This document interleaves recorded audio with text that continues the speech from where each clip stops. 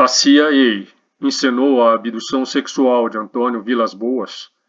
O quanto as agências de inteligência das superpotências estariam envolvidas em relação às abduções e ao fenômeno OVNI em geral? Estariam os militares conduzindo abduções subterrâneas, as chamadas MALABs, Military Abductions, de acordo com vários relatos, após serem sequestrados por entidades alienígenas, os abduzidos são logo em seguida sequestrados novamente, não por alienígenas, mas por militares das profundezas da comunidade de inteligência. Os casos de abdução não passariam, assim, na verdade, de experimentos secretos ou PSYOPs, operações psicológicas de várias agências de inteligência militar. Teria Antônio Vilas-Boas, protagonista da primeira abdução da era moderna dos discos voadores, sido induzido pela CIA a alucinar sua experiência sob efeito de drogas? Você vai saber tudo isso a partir de agora. Apenas para lembrar que este trabalho está sendo publicado pela primeira vez na versão em espanhol do meu livro 50 Tons de Grace, Casos de Abduções Alienígenas com Relações Sexuais, que a editora Coliseu Sentosa intitulou de Encuentros Cercanos de Todo Tipo, El Caso Vilas-Boas e Outras Abduções Íntimas, já disponível na Amazon. Em 1978, Boško Nedeljković, linguista, intérprete e tradutor do Inter-American Defense College, Colégio Interamericano de Defesa, em Fort McNair, entidade educacional da Junta Interamericana de Defesa, uma organização militar internacional composta por representantes civis e militares de 28 países, que presta serviços de assessoramento técnico, consultivo e educativo em assuntos militares de defesa, inerentes ao hemisfério americano para a Organização dos Estados Americanos, OEA, revelou ao ufólogo Rich Reynolds que durante os anos 1950 e 60, a CIA, Central Intelligence Agency, criada em 26 de julho de 1947 por integrantes da sociedade secreta Skull and Bones e sancionada pelo presidente Harry Truman mediante a Lei de Segurança Nacional, havia fabricado casos de OVNIs como parte da Operação Mirage. Nedeljković havia trabalhado para a CIA entre 1956 e 1963 na América Latina sob a proteção da Associação Internacional de Desenvolvimento, AID, organismo do Banco Mundial que fornece empréstimos sem juros e subsídios aos países mais pobres, criada em 24 de setembro de 1960. Esta é a única foto conhecida de Boško Nedeljković, que aparece no canto inferior direito desta nota sem maiores referências, encontrada por Tanner F. Boyle, autor do livro The Fortean Influence on Science Fiction, Charles Fort and the Evolution of the Genre, de 2020. A legenda diz que ele é intérprete. Natural de Belgrado, na Sérvia, quando criança, a família de Nedeljković se mudou para o Paraguai logo após a Segunda Guerra Mundial. Na América do Sul, ele se especializou no estudo de idiomas, dominando o espanhol, o português, o italiano, o inglês e, claro, o sérvio-croata, sua língua natal. Em 1961, Nedeljković publicou o livro El Control de la Natalidad, que se encontra na Biblioteca do Congresso da Argentina, onde expressou a necessidade de, em primeiro lugar, controlar o crescimento populacional como condição sine qua non para a sobrevivência da humanidade. Sua ideia de liberdade sexual implicava a possibilidade de um controle sobre a fecundação. Em 1963, ele manteve correspondência com o anarquista e antifascista italiano Ugo Fedeli, um ano antes da morte deste. Em 1964, ele se mudou aos Estados Unidos para trabalhar como tradutor freelancer para uma empresa situada em Washington, e logo em seguida passou a ser membro oficial da Organização Militar Junta Interamericana de Defesa e a trabalhar para o Colégio Interamericano de Defesa, uma organização internacional de estudos militares. Em 31 de julho de 1989, Nedeljković publicou um artigo no jornal The New York Times intitulado Don't Expect to Find New Planets to Plunder, não espere encontrar novos planetas para saquear, em que expressa seu cinismo em relação à conquista do espaço e seu ceticismo quanto a virmos a encontrar outros planetas habitáveis. Nedeljkovic considera os custos e as dificuldades tremendas que os terráqueos enfrentam ao viajar pelo espaço, um tributo excessivo para trazer para casa apenas algumas pedras raras. Considera legítima a necessidade do conhecimento do cosmos para compreender o nosso planeta, que representa o único habitat da espécie humana, mas defende que seria preferível despender recursos na melhoria da própria vida na Terra. Os únicos documentos disponíveis que comprovam efetivamente a ligação de Bosco com a CIA é uma série de cartas enviadas a ele pela própria CIA, cartas estas que foram desclassificadas e que podem ser vistas nos arquivos secretos da CIA. Nedeljkovic contou a Rich Reynolds que integrava uma equipe de 9 homens, que incluía um médico, pessoal da CIA e da Marinha, que sequestrou civis e conduziu experimentos de guerra psicológica e testes com drogas alucinógenas, especificamente na região de Minas Gerais, no Brasil, como parte do programa de controle mental da CIA chamado MK-Ultra, criado no dia 13 de abril de 1953 pelo diretor da CIA, Allen Dulles. Com a ajuda de um helicóptero e um derivado químico em forma de gás, os operativos do MK-Ultra queriam descobrir como a mente humana poderia ser alterada e manipulada por substâncias alucinógenas. O helicóptero estava equipado com um cubículo de metal com cerca de 5 metros de comprimento e 3 metros de largura, usado, de alguma forma, nas operações de guerra psicológica. O próprio Nedeljkovic nunca foi informado de como o cubículo era usado, e Antônio Vilas-Boas tornou-se a infeliz cobaia humana desses experimentos militares secretos que prosseguiriam nos anos seguintes com formas avançadas de tecnologia psicotrônica e holográfica, drogas e hipnose. Antônio Vilas-Boas, em 1957, pouco antes de sofrer o sequestro aos 23 anos. Esta foto me foi gentilmente cedida por sua irmã mais velha, Odércia Vilas-Boas. O disco voador que desceu sobre a fazenda de Vilas-Boas teria sido, portanto, na verdade, esse helicóptero, cujo piloto borrifou sobre ele um agente químico que o deixou atordoado em estado alterado de consciência. Quanto à Garota das Estrelas, ela não teria passado de uma prostituta asiática contratada para levar Vilas-Boas ao encontro mais íntimo de todos. Como garantiu Nedeljkovic, era tudo um ardil projetado para fabricar uma abdução, aliás a primeira, e ainda com conotações genéticas da era moderna dos discos voadores. Nedeljkovic desembarcou no aeroporto Santos Dumont, no Rio de Janeiro, em 1957.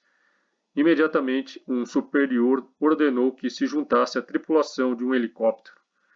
Dentro da aeronave, ele conheceu um indivíduo chamado simplesmente de Doutor e um oficial da Marinha dos Estados Unidos. Junto com eles estavam o piloto, o copiloto, o navegador e outros homens da Marinha. Tiveram a base instalada na Serra do Espinhaço, uma cadeia montanhosa a uma altitude de 2.000 metros que se estende pelos estados de Minas Gerais e Bahia, em cujos terrenos, ricos em jazidas de ferro, manganês, bauxita e ouro, a mineração no período colonial se deu principalmente. Nos primeiros dias, realizaram vários voos de reconhecimento sobre o Pico da Bandeira, na Serra do Caparaó, o ponto mais alto de toda a região sudeste e o terceiro mais alto do país, com 2.891 metros. Em meados de outubro de 1957, início da primavera, fizeram um desses voos regulares com mais um soldado a bordo da Marinha, partindo da base de Uberaba. Na ocasião, por volta das 22 horas, sobrevoaram uma região do Rio Grande, iluminando o terreno com potentes holofotes, como se estivessem procurando algo, e avistaram um homem que trabalhava com seu trator no campo. Eles decidiram, então, que ele era o alvo perfeito para seus experimentos. Do helicóptero, a cerca de 60 metros de altura, jogaram gás em Vilas-Boas. Segundo Bosco Nedeljkovic, era um derivado químico do lorazepam, fármaco pertencente ao grupo dos benzodiazepínicos de alta potência que possui as 5 propriedades intrínsecas desse conjunto na geração de estímulos nervosos pelos neurônios: ansiolítico, amnésico, sedativo e hipnótico, anticonvulsivante e relaxante muscular. Quando pousaram, ele ainda não estava inconsciente, mas atordoado e em estado de confusão por causa do aerosol químico que lhe fora pulverizado do helicóptero acima, no que tentou fugir quando viu várias pessoas descendo do dispositivo. Depois de uma luta com vários soldados, eles o levaram a bordo. Antes de subir, ele atingiu o queixo em um dos degraus da escada do helicóptero. O fazendeiro permaneceu a bordo por 2 horas, enquanto a maioria da tripulação esperava do lado de fora. Por volta das 3 horas da manhã, 3 homens o levaram de volta ao trator. Ele estava completamente inconsciente. Voltaram para Uberaba e depois para o Rio de Janeiro. O relatório foi entregue em São Paulo. Outras missões do gênero foram desenvolvidas em cidades da Argentina e Venezuela. Vilas Boas, narcotizado sob os efeitos de poderosas drogas alucinógenas e da hipnose, acabou se lembrando de seu encontro de forma distorcida e totalmente fantasiosa, interpretando a descida no meio da noite de um helicóptero e sua tripulação com macacões herméticos, luvas, capacetes e sistemas de respiração, como o desembarque de seres extraterrestres que queriam capturá-lo. O que foi alegado por Nedeljkovic, que era um tenaz promotor da construção de uma sociedade utópica que mesclasse elementos do socialismo e do capitalismo de livre mercado e que tinha por missão desestabilizar figuras proeminentes do movimento pelos direitos civis, é bastante controverso, mas está dentro dos parâmetros do que a CIA e a Divisão de Operações Especiais do Exército estavam fazendo nos Estados Unidos e em outros países na época.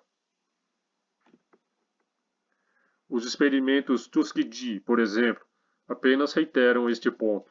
Em 1932, sob os auspícios do US Public Health Service, começou em Tuskegee, uma pequena cidade do Alabama com uma população essencialmente rural, analfabeta e negra, uma experiência secreta em que homens negros com sífilis seriam mantidos sem tratamento.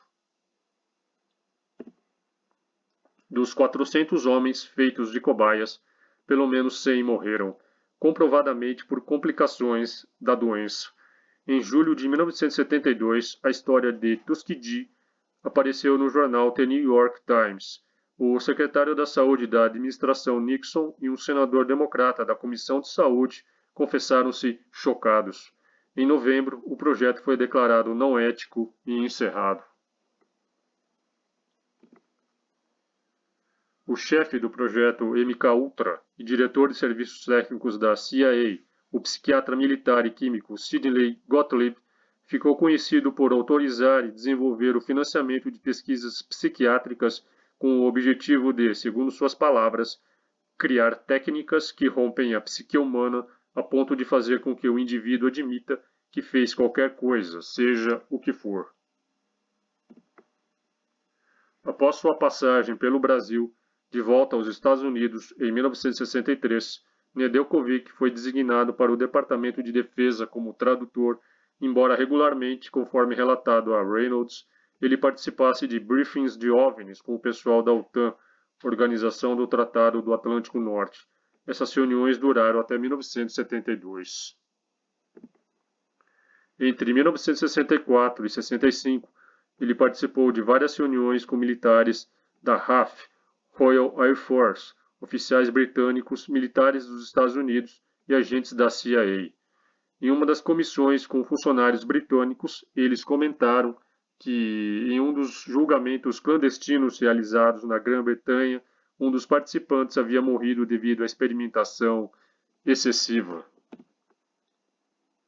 Nedeljkovic também confidenciou a Rich Reynolds que a CIA não teria se restringido apenas a manipulações no campo das abduções, mas feito experimentos de um amplo espectro no campo da ufologia, valendo-se dos poderosos mitos que estavam fermentando à época, contatados, homens de preto, mutilações de gado, etc.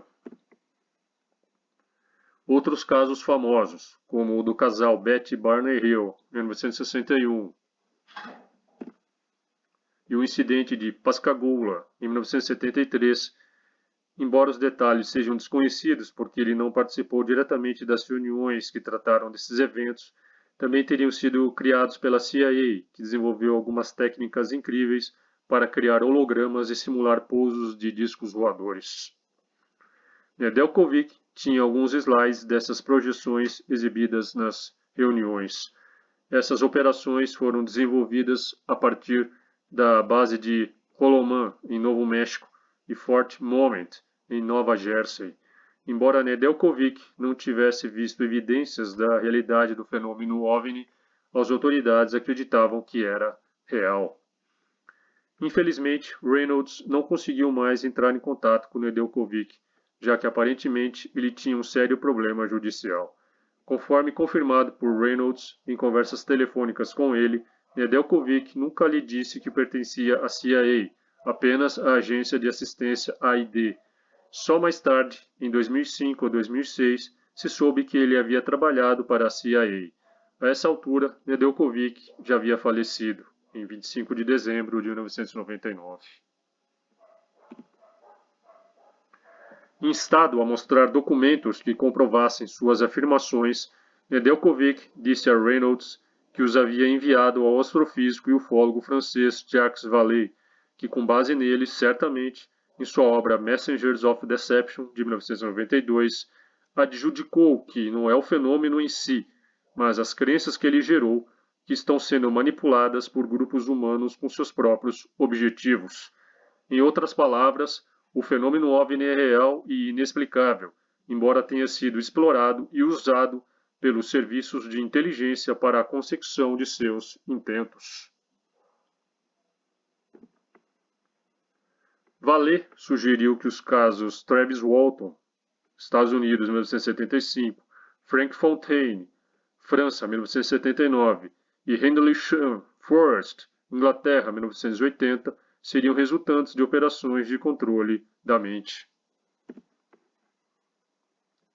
Em agosto de 2019, Vallée publicou o livro Forbidden Science 4, em que admitiu ter tido acesso, em 1992, mesmo ano em que lançou Mensageiros da Decepção, aos documentos da CIA que comprovam que a CIA forjou abduções alienígenas no Brasil e na Argentina como parte de um experimento secreto de guerra psicológica, Psychological Operations, ou PSYOP. Tais documentos, no entanto, se de fato existem, até hoje não foram revelados por Vallée, que ao ser solicitado a fazê-lo pelo ufólogo britânico Jack Brewer, desconversou e saiu pela tangente, sugerindo que este procurasse pesquisadores sérios na América Latina. Em seu artigo intitulado Vallée declina de alegações substanciais de simulação de abduções de OVNI pela CIA, postado em 19 de dezembro de 2019 em seu blog The UFO Trail, Jack Brewer escreveu: o Dr. Jacques Vallée se recusou a tentar fundamentar totalmente a afirmação contida em seu livro Forbidden Science 4, de que obteve um documento confirmando a simulação de abduções de OVNIs da CIA no Brasil e na Argentina.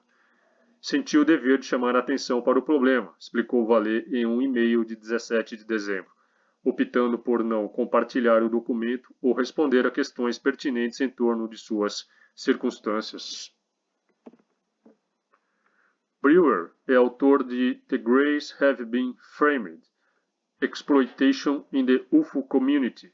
Os Greys foram enquadrados, Exploração na Comunidade UFO, de 2015, que detalha a maneira como as organizações militares de inteligência têm usado e influenciado a ufologia há décadas, e como o fenômeno OVNI pode ser não mais do que um produto ou subproduto de projetos de controle mental, como o infame MKUltra, sem contar os enganos e sensacionalismos perpetrados por ufólogos charlatães que distorcem a percepção pública do fenômeno. O livro de Brewer foi em grande parte inspirado no de Mark Pilkington, nascido em 1973 no Reino Unido, um escritor, editor, curador e músico com gosto por experimentações eletrônicas e sintetizadores e interesse particular nas periferias do conhecimento, da cultura e da crença. Na companhia do artista e documentarista inglês John Loudberg, Pilkington viajou pelos Estados Unidos em busca da verdade sobre os OVNIs. Enquanto entrevistava agentes de inteligência, especialistas em desinformação e ufólogos, a dupla começou a suspeitar que, em vez de encobrir histórias de naves espaciais acidentadas, contatos alienígenas e bases subterrâneas secretas, as agências de inteligência estavam promovendo há décadas elaborados programas de guerra psicológica e de inteligência. O resultado foi o livro Mirage Man, A Journey in Disinformation, Paranoia em UFOs, de 2010, um passeio vertiginoso pelo mundo do engano e da desinformação dos homens Mirage, agentes de inteligência, militares e cientistas a compor um grupo de elite altamente especializado em manipular a comunidade ufológica, propensa a acreditar em OVNIs extraterrestres, e por conseguinte a crença do público, de modo a ocultar projetos e testes high-tech de aeronaves secretas.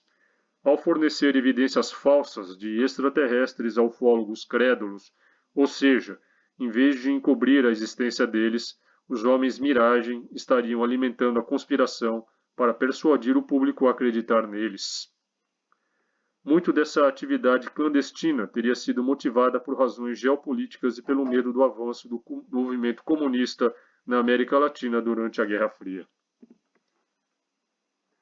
Richard Dodd, um ex-oficial de investigações da FOSB, United States Air Force Office of Special Investigation, ou Escritório de Investigação Especial da Força Aérea dos Estados Unidos, com quem se encontraram na Conferência Anual de OVNIs em Laughlin, admitiu que ele e seus companheiros se infiltraram em círculos ufológicos e repassaram a ufólogos crédulos informações que eram um misto de mentiras e meias-verdades, sabendo que suas imaginações férteis fariam o resto. Em troca, eles eram informados do que se passava na comunidade ufológica e mantinham os militares de sobreaviso quando alguém chegava muito perto de sua tecnologia ultra-secreta. E se os soviéticos pensassem que os Estados Unidos realmente estavam de fato se comunicando com alienígenas, tanto melhor. Em 2013, Mirage Man foi transformado em um documentário com roteiro do próprio Mark Pilkington, dirigido por John Loudberg e co-dirigido por Roland Denning e Kypros Kyprianou. O destaque ficou para Richard Dodd, que aparece dando vários depoimentos. Dodd confirmou a Pilkington a versão de Bosko Nedeljkovic, contada no final da década de 1970 a Rich Reynolds, de que o famoso caso de Antônio Vilas Boas na remota região de São Francisco de Sales, em Minas Gerais, no Brasil, em outubro de 1957, foi engendrada pela CIA, que usou um helicóptero disfarçado de disco voador, uma máquina de lavagem cerebral e uma prostituta para encenar o falso sequestro e relação sexual. Será que todo o fenômeno OVNI pós-era moderna não passaria de uma grande nuvem de desinformação gerada por forças clandestinas infiltradas dentro dos círculos ufológicos? A acusação de Pilkington de que a própria comunidade ufológica trata de espalhar desinformação não o isenta e recai inclusive sobre ele mesmo, que pode ser nada mais do que outro desinformante, tendo já sido apontado como um agente do MI5, o Serviço Britânico de Informações de Segurança Interna e Contra-Espionagem. Estaria Pilkington servindo de instrumento útil, agindo voluntariamente para disseminar ainda mais desinformação e assim acirrando a própria guerra de informações que reivindicou ter desvendado? Não estaria apenas engrossando a cortina de fumaça para encobrir ainda mais os segredos que comprometem os governos? A verdade está lá fora, mas as mentiras certamente também estão. Pilkington está longe, portanto, de ser uma fonte confiável. Seu partner e cúmplice, John Loudberg, fraudador assumido de círculos nas plantações, não fica atrás e igualmente fornece motivos mais do que suficientes para que suspeitemos da autenticidade de quaisquer afirmações contidas no livro. Interessado em como o mito e o artifício podem moldar e alterar a realidade, especialmente em relação aos fenômenos ufológicos e paranormais e lendas urbanas em geral, no início dos anos 90 ele fundou o Circle Makers, um coletivo de artes dedicado a explorar o fenômeno dos círculos nas plantações e o papel do engano no processo de criação artística. Quando, por exemplo, todos pensavam que a temporada de círculos nas plantações de 2002 havia acabado, em 14 de setembro, 6 criadores de círculos, incluindo John Loudberg, se uniram ao programa Richard and Judd do Channel 4 TV e foram até Balerno, perto de Edimburgo, na Escócia, para criar um retrato no serial de 75 metros do rei e da rainha da TV diurna Richard Medley e Judd Finnegan. Loudberg e seus colaboradores criaram anônima e sorrateiramente seus próprios círculos nas plantações, o que foi tema de um documentário da BBC. Em 1995, Loudberg criou o site Circle Makers para documentar as atividades de seu grupo. Em 2017, a marca de streetwear Supreme encomendou a Circle Makers a criação de um círculo enorme de sua logomarca em um local secreto na Califórnia.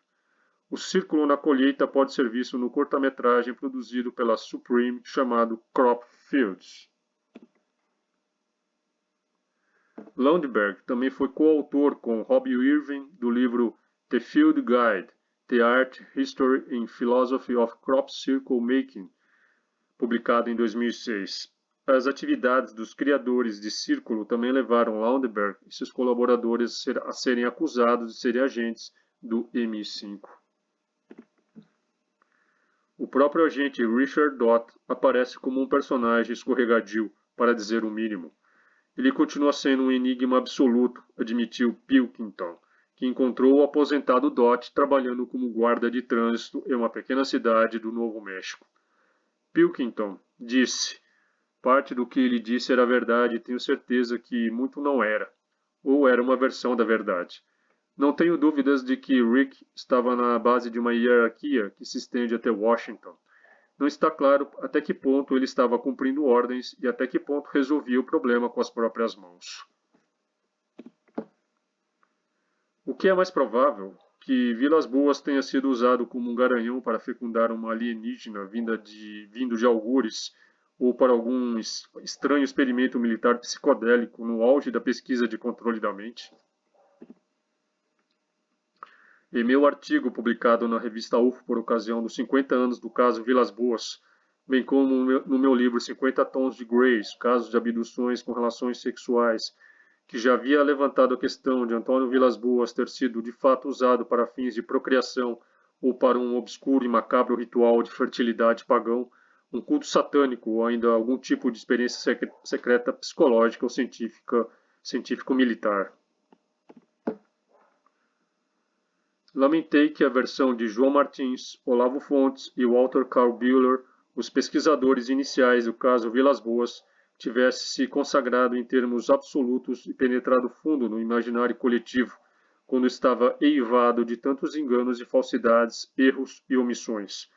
Para sair desse ciclo vicioso, resolvi retomar do ponto onde os três pararam e explorar rotas que eles deixaram de explorar e experimentar, olhar o caso por outras claves mais eficazes e dotadas de maior força explicativa.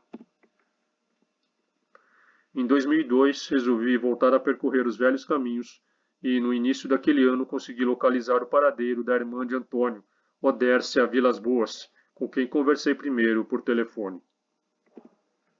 E no final daquele ano, acompanhado do jornalista Pablo Villarrubia Malso, pessoalmente em sua humilde residência em São Francisco de Sales. Em seguida, fui localizando e entrevistando outros parentes e amigos de Antônio, como seu irmão José Vilas Boas, filho caçula e 4 anos mais novo do que Antônio. Localizei também seu sobrinho, José Batista de Queiroz, o João Neto, que nos levou para conhecer a fazenda onde ocorreu o sequestro do seu tio.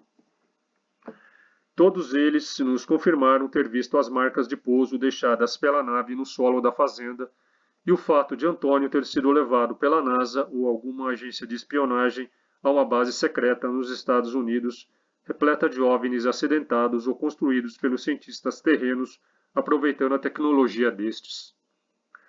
Além disso, acrescentaram que militares norte-americanos em uniformes verde-oliva vinham visitar Antônio na fazenda com certa frequência, presenteando-o com livros em inglês e uma série de outras informações, como a da irrupção de fenômenos parapsicológicos e a do assoberbamento de fenômenos fantasmagóricos e luminosos na fazenda antes e depois do episódio na madrugada de 16 de outubro de 1957, bem como detalharam com minúcias as sequelas sofridas por Antônio nas semanas seguintes ao rapto: náuseas, vômitos, perda de apetite, dores de cabeça na região das têmporas, ardência nos olhos, insônia e depois sonolência excessiva, nervosismo, depressão, feridas nos antebraços e nas pernas, manchas amareladas no rosto, etc.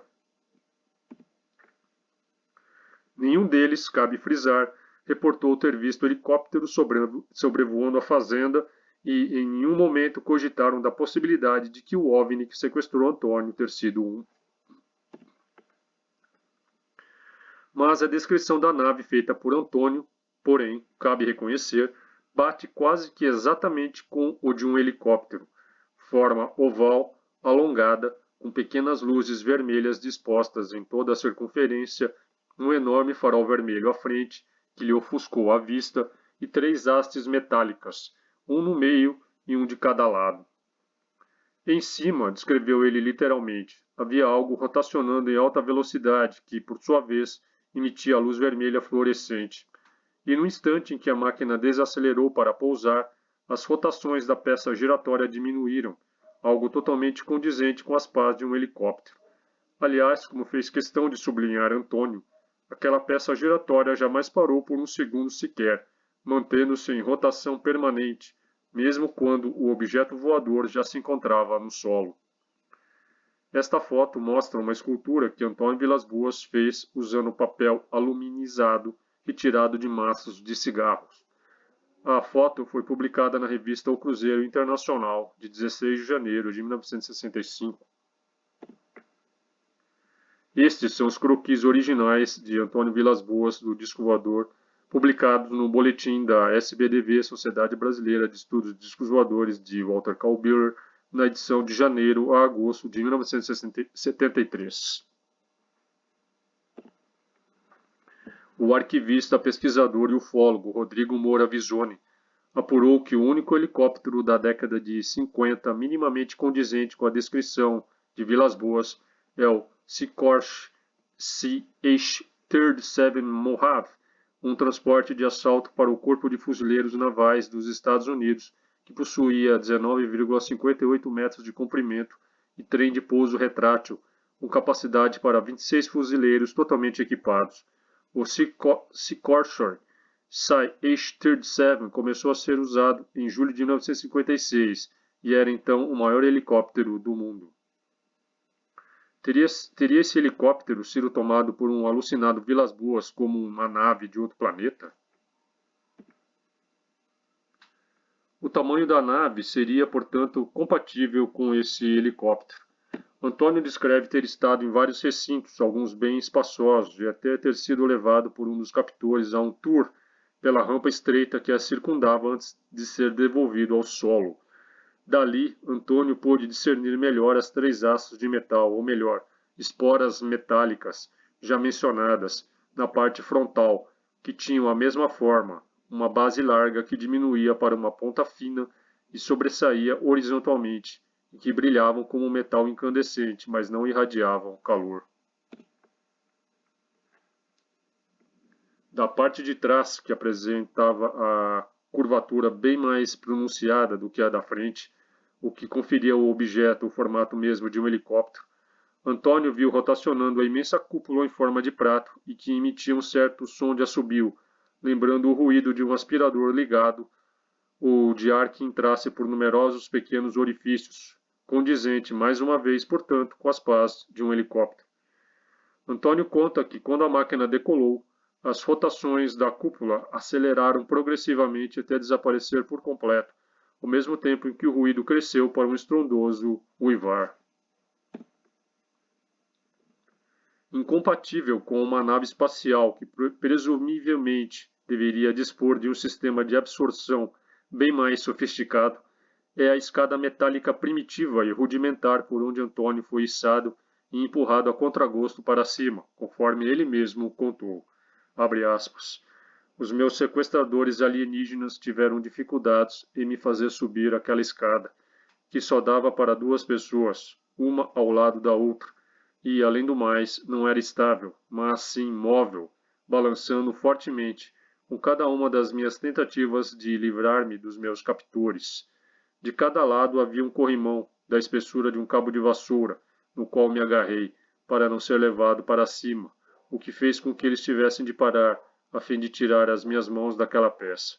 No entanto, também o corrimão era móvel e, quando depois desci por aquela escada, eu tive a impressão de ser de elos de corrente.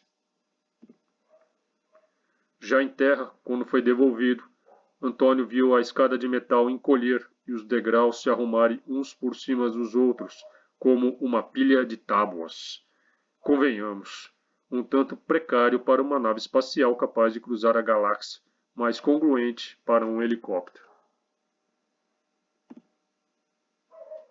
Os humanoides, descreveu ele, mediam cerca de 1,57 metros de altura, vestiam macacões cinzentos inteiriços, aderentes ao corpo, confeccionados com tecido grosso, porém macio, com listinhas pretas aqui e ali. O macacão ia até o pescoço, onde se unia o capacete de material mais duro, da mesma cor, reforçado na frente e atrás por lâminas de metal fino, uma delas triangular e à altura do nariz. O capacete só deixava entrever os olhos, de cor clara, que ficavam atrás de 2 vidros redondos, semelhantes a lentes de óculos. 3 tubos redondos e prateados, pouco mais finos que uma mangueira de jardim, embutiam-se na roupa. Um no meio das costas e os outros 2, um de cada lado, se fixavam por baixo das axilas. As mangas do macacão iam até os punhos, onde terminavam em luvas grossas que dificultavam o movimento das mãos. Também não havia separação entre as calças e as botas, que pareciam ser uma continuação das vestes. As solas eram grossas e arqueadas para cima na parte da frente. Na altura do peito, os seres traziam um escudo vermelho do tamanho de uma rodela de abacaxi, que de quando em quando emitia flashes luminosos. Do escudo descia uma tira de tecido prateado ou metal laminado que se unia a um cinto largo e justo, sem fivela ou presilhas. Ou seja, afora o detalhe da baixa estatura dos captores, que podem ter parecido menores a Antônio em sua visão distorcida pelo efeito alucinatório, todo o resto é condizente com uniformes herméticos para evitar a inalação dos compostos químicos que haviam borrifado. Odércia Vilas Boas, a irmã mais velha de Antônio, esclareceu que Antônio esculpiu o ser que o sequestrou em um pedaço de madeira cortado da raiz de uma árvore que havia em frente à sua casa, uma raiz macia e leve como cortiça chamada tamboril. Odércia disse. Ele esculpiu e cobriu aquilo com papel metálico prateado tirado do maço de cigarros Liberty. Botou a escultura dentro de uma caixinha e mandou para o João Martins, no Rio de Janeiro. Nesta foto você pode ver a escultura de Antônio Vilas Boas do ser que o sequestrou, publicada na revista O Cruzeiro Internacional de 1º de fevereiro de 1965. Duda, cujo subtítulo era Lo Increíble es la Verdad, era uma revista ilustrada semanal de histórias fantásticas e misteriosas publicada pela editora mexicana Posada a partir de 1971. Em seu número 71, de 8 de novembro de 1972, Duda trouxe a reconstituição artística de interpretação bastante livre e distorcida, diga-se de passagem, do caso de Antônio Vilas Boas. A adaptação ficou a cargo de Antón Meneses e os desenhos de Cosme. A propósito, será que teríamos encontrado a fonte primordial para os uniformes dos captores? Exatamente 50 anos antes do caso, entre janeiro e outubro de 1907, a revista infantil O Tico Tico, bastante popular entre as crianças, a ponto de seu almanaque, publicado ao final de cada ano, servir de requisitado presente de Natal, publicou o romance Viagens Maravilhosas do Dr. Alfa ao Mundo dos Planetas, escrito e ilustrado pelo brasileiro Oswaldo Silva, do qual nada se sabe, a não ser que foi fortemente influenciado, como não poderia deixar de ser, por Júlio Verne. A maioria das mais de 30 ilustrações saiu em cores. Ocorre que a compleição do Dr. Alfa, que aparece envergando uma roupa de borracha e uma espécie de escafandro, auxiliado por um gerador elétrico de oxigênio ligado por tubos nas costas, que lhe permite sobreviver à falta de ar atmosférico na Lua, é praticamente idêntica dos seres que sequestraram Vilas Boas e o forçaram a manter relações a bordo do helicóptero. Pura ucronia, espantoso paralelismo ou antecipação, Viagens Maravilhosas do Dr. Alfa é, ao que se sabe, a primeira da ficção científica brasileira a descrever uma viagem espacial. O aspecto geral da mulher não era muito diferente de uma terrestre, nem mesmo pelo seu tamanho um tanto pequeno, 1,33 m, uma vez que mulheres miúdas e de baixa estatura não constituem propriamente uma anormalidade. As maçãs do rosto, muito sobressalentes, os olhos grandes e excessivamente puxados, o queixo pontudo, o cabelo liso, bem como outras de suas características que a tornavam feia, podem ser encontradas em algumas das raças de nosso planeta. Sobre a sua feiura, apanágio que teria sido usado por Vilas Boas para avaliar esteticamente a mulher, de acordo com seus familiares, ao contrário das versões iniciais que foram divulgadas, para que não fiquemos tergiversando em torno de seus conceitos de beleza e fealdade são inteiramente relativos e concernentes aos gostos e conceitos de cada pessoa. Tomemos aqui o conceito de feiura como estando oposto ao de beleza, entendida no sentido clássico como algo que se define pela simetria e harmonia das linhas e das formas. Sua pele era muito branca e tinha muitas sardas nos braços, o que também não representa nada de extraordinário. Não exalava nenhum cheiro especial, nem usava nenhuma espécie de maquiagem. Os lábios eram finos e a boca não passava de uma ranhura. As atitudes da mulher também não apresentavam anomalias, a não ser que não falava em linguagem corrente discernível e parecia desconhecer o beijo. O que mais chamou a atenção de Vilas Boas foram os pelos púbicos de cor vermelha.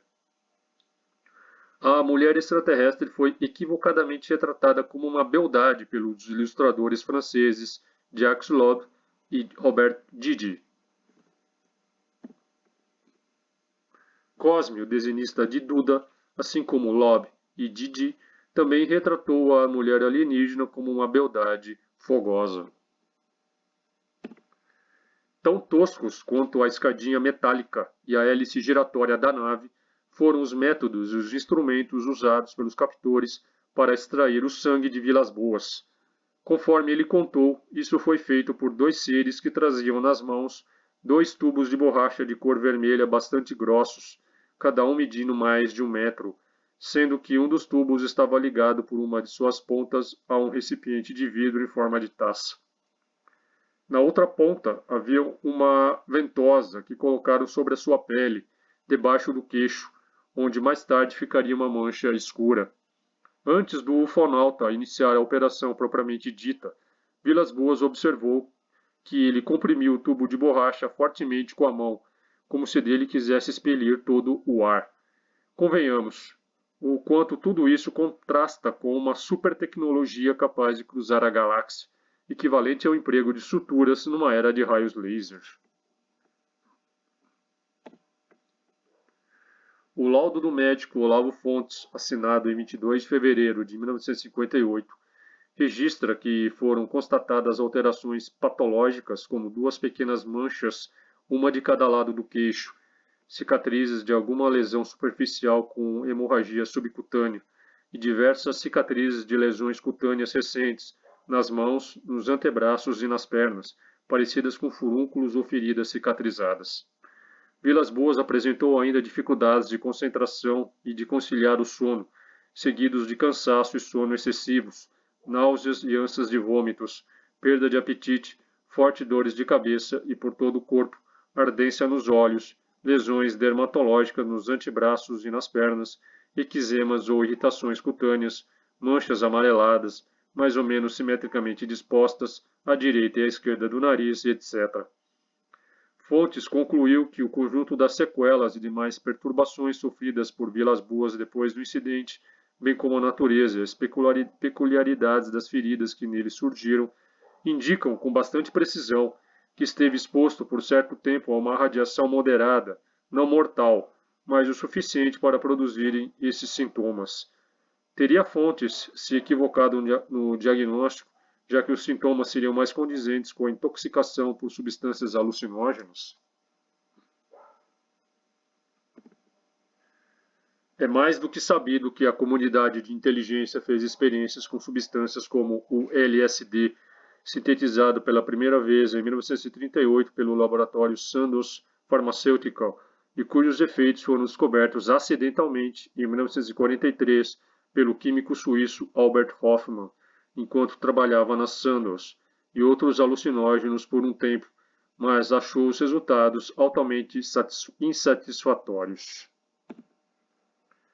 Já o alucinógeno mais poderoso conhecido pelo homem, a dimetiltriptamina, ou DMT, uma substância psicodélica pertencente ao grupo das triptaminas, semelhantes à serotonina ou à melatonina, encontrada in natura em vários gêneros de plantas e também produzido pelo cérebro humano, princípio ativo da mistura do ayahuasca, utilizado nos rituais do Santo Daime e do vinho de Jurema na Amazônia, é capaz de produzir experiências que se assemelham muito, se não são exatamente iguais às da abdução alienígena. O DMT começa a fazer efeito apenas cerca de 10 segundos depois de ingerido, fumado ou injetado, e seu efeito dura cerca de 15 minutos, com a pessoa voltando ao normal em cerca de 1 hora. Teria o DMT sido usado para induzir experiências ufológicas? A droga é tão poderosa e o seu efeito inicial é tão rápido que uma pessoa desavisada seria empurrada por uma experiência que ela não teria ideia de onde viria. De 1990 a 1995, o Dr. Rick Strassman conduziu uma pesquisa clínica financiada e aprovada pelo governo dos Estados Unidos na Universidade do Novo México, na qual injetou DMT em 60 voluntários. Nos voluntários de Strassman, produziu consistentemente experiências místicas de quase morte. Muitos relataram encontros convincentes com presenças inteligentes não humanas, alienígenas, anjos e espíritos. Quase todos sentiram que as sessões estavam entre as experiências mais profundas de suas vidas. A pesquisa de Strassman conecta DMT com a glândula pineal, considerada pelos hindus como o local do sétimo chakra e por René Descartes como a sede da alma. Em seu livro DMT, The Spirit Molecule, de 2000, Strassman defende que o DMT, naturalmente liberado pela glândula pineal, facilita o movimento da alma para dentro e para fora do corpo e é parte integrante das experiências de nascimento e morte, bem como dos estados mais elevados de meditação e até transcendência. Strassman também acredita que experiências de abdução alienígenas são provocadas por liberações acidentais de DMT. Se usado com sabedoria, o DMT pode desencadear um período de notável progresso na exploração científica das regiões mais místicas da mente e da alma humana. As abduções, portanto, podem estar sendo conduzidas como parte do infame MKUltra, assim como muitas pessoas que se dizem abduzidas e abusadas por alienígenas, na verdade estariam sendo raptadas pelo governo para experiências MKUltra. Certamente o cenário de abduções alienígenas tem sido muito útil aos militares para confundir o público sobre a questão. Esta turvação tende a impedir qualquer investigação mais aprofundada de uma participação do governo e, inevitavelmente, os absolve de qualquer responsabilidade. Em 31 de agosto de 1977, o Scranton Times, com sede na Pensilvânia, publicou uma reportagem intitulada CIA usou mulheres da vida para administrar drogas, a qual revelava que na década de 1950 a CIA abriu casas de baixo meretrício em São Francisco e na cidade de Nova York, com o propósito de observar como clientes masculinos desavisados reagiriam a doses de LSD que estavam sendo administrados a eles sem o seu conhecimento. Se a versão de Bosko Nedeljkovic e Richard Dodd é verdadeira, então a questão é bem mais grave e implica na invasão do espaço aéreo brasileiro, na violação dos princípios de soberania nacional e na ingerência indevida na vida da população local pelos Estados Unidos, com a injunção de sérios prejuízos à vida e à saúde de Antônio Vilas-Boas, sem contar a extravagância junto com o dinheiro dos contribuintes, um lance arriscado a fundo perdido, já que Vilas-Boas poderia simplesmente não ter contado a ninguém sobre sua experiência e, por conseguinte, o caso jamais ter repercutido e gerado os efeitos colimados. Se as alegações de Bosko Nedeljkovic e Richard Dodd forem confirmadas, o caso Vilas-Boas não seria o único engendrado pela CIA com a cooperação das autoridades de países alinhados com os Estados Unidos. Assim sendo, alguns dos incidentes ufológicos mais notórios teriam de ser reclassificados como experiências clandestinas militares e de agências de inteligência. Tal asserção seria simplesmente devastadora para a ufologia. Praticamente toda a casuística ficaria comprometida, ainda mais aquela acompanhada de características e padrões intrínsecos a indicar intervenções humanas, demasiado humanas, como helicópteros e drones. Por outro lado, se é certo que controle da mente, usando tecnologia experimental, drogas e manipulação psicológica, foi amparado e protegido pela chancela oficial, sob a justificativa de combate ao comunismo desde pelo menos 1955 na América do Sul, por outro, atribuir à CIA a responsabilidade de consecução de todos os casos da literatura ufológica, incluindo os sequestros mais famosos, seria um tremendo exagero. O fato de haver muitas evidências de atividades terrestres semelhantes às aparições de OVNIs não exclui a existência de programas militares que têm como objetivo o estudo e identificação de eventos não inteiramente atribuíveis às atividades terrestres. E, por fim, o que soa mais estapafúrdio e desprovido de lógica nisso tudo é que, se as agências de inteligência dos Estados Unidos de fato testaram com sucesso drogas capazes de controlar a mente da população, por que não as usaram, por exemplo, em guerras como a do Vietnã, borrifando-as de helicópteros e outras aeronaves sobre os Vietcongs? Não seria a melhor resposta estratégica dos Estados Unidos para a tática de guerrilha adotada pelos Vietcongs, em vez de terem recorrido ao uso de napalm, que incendiava grandes trechos de floresta, de agente laranja, herbicida usado para desfolhar trechos da floresta, e de outras armas químicas para impedir que os Vietcongs usassem a floresta densa como esconderijo? Das duas, uma. Ou os Estados Unidos jamais possuíram tais drogas tão eficazes e, portanto, a versão de que com elas engendraram casos ufológicos como o de Vilas-Boas não passa de uma falácia, ou as possuíam, mas não as usaram e preferiram ficar atolados no Vietnã por 10 anos, com enormes perdas de vidas, mas tremendo beneplácito financeiro para a indústria armamentista.